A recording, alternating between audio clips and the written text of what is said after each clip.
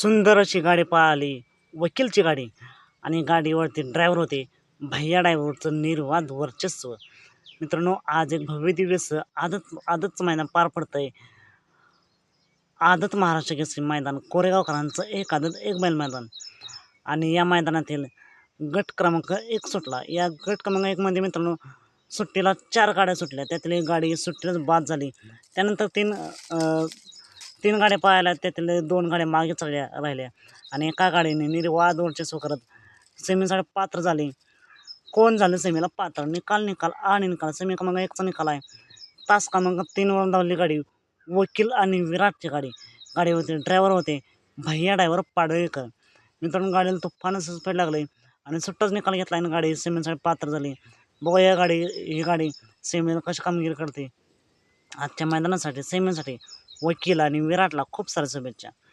असेच निकाल पाहण्यासाठी आत्ताच आपल्या चॅनलला सबस्क्राईब करा, लाईक करा आणि शेअर करा.